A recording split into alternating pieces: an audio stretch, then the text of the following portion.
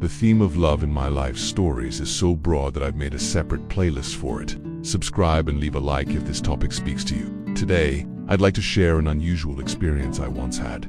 A moment I can only describe as a storm of inner chemistry. I was just over 19, a university student who'd come home to visit my parents. One evening, after returning from seeing friends, my mother told me that she was chatting with a girl next door who happened to be on the neighboring balcony. I stepped out to say hello. Her name was Lena.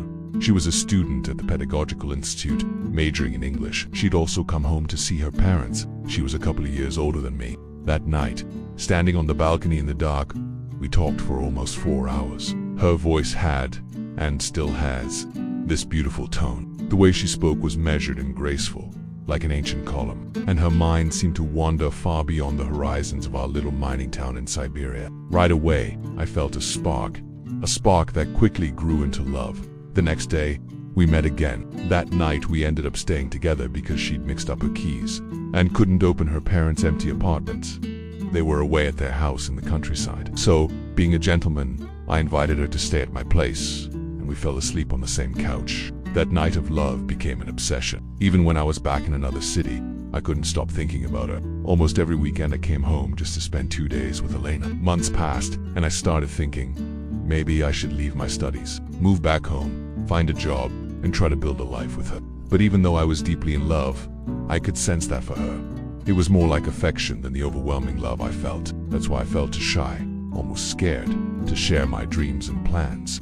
Then, one evening it happened. We were walking near the school we'd both once attended. Funny thing, we lived in the same building, neighbors separated only by a concrete wall between our balconies. Went to the same school for a whole year, but we just met. Suddenly it started pouring rain. We ran to the school porch for shelter. Hugging me, she softly asked, maybe we should get married.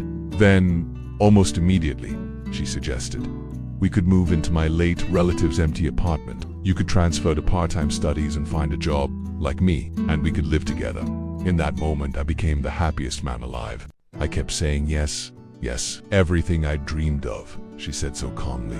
Under the rain, on those school steps, the euphoria grew inside me. After the rain, I walked her to her entrance, went home, lay down, and must have fallen asleep instantly, completely at peace with the world and with myself. The next morning, I woke up feeling incredible. Everything seemed so much brighter, louder, and more alive. Birds outside were chirping louder than ever. Cars rumbled noisily past.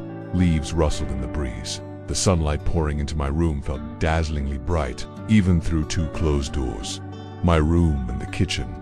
I could smell the fried cottage cheese, pancakes my mother was making. I realized I was in an altered state of mind, and I knew exactly why. I kept replaying her simple, yet life-changing question in my head. Maybe we should get married. Along with this heightened sensory world, there was a deep sense of harmony, a crystal-clear certainty that everything happening was for the best, and that my future held nothing but happiness. At breakfast, everything tasted richer than ever before.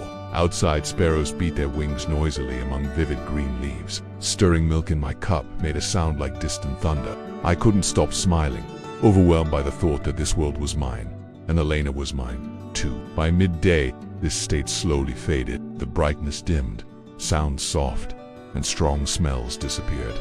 I was back to being an ordinary young man. At the time, I didn't overthink what I'd just felt. My thoughts were all about her. Looking back, I now see it clearly. It was a massive hormonal surge. That night outside the school, her words sent waves of dopamine, endorphins, serotonin, and testosterone coursing through me, lasting from late evening until the next day's lunch. It was a unique experience, the raw happiness of falling in love, and I'm grateful I had it. Of course, it never happened again. I suppose there are 2 reasons: growing older and gaining life experience that plants doubts about yourself, about others, and about what's yet to come. But that state remains one of the brightest memories of my life. Decades later, when I had money and too much free time, I partied with people I wouldn't really call friends. We took stimulants, mixing alcohol with powder and blue pills, sometimes adding weed or acid. Yes, that brought euphoria, but it felt foreign, chemical, and nothing like the pure, natural high driven by my own hormone. And what happened next? Lena went to the US for her internship, stayed there, and got married. I suffered and fought for about 6 months, until I met a new girl, a student from the French department. Of course, I remembered Lena. Years later, when I was already divorced, she came to visit me in Cyprus from Portland. We had a wonderful time staying in one of my apartments, sleeping side by side, dining out, going to the sea and the mountains. In a way, I closed that old chapter by reuniting with her, even if only briefly. The feelings we'd once had didn't return. We were both over 40, but I'm grateful for this unexpected gift life gave me. And though those feelings never returned quite the same, our story still lives somewhere deep inside me. Love may not always last forever, but its memory does. Gentle, warm, and eternal. And in the end, what else could we ask for but to have truly loved?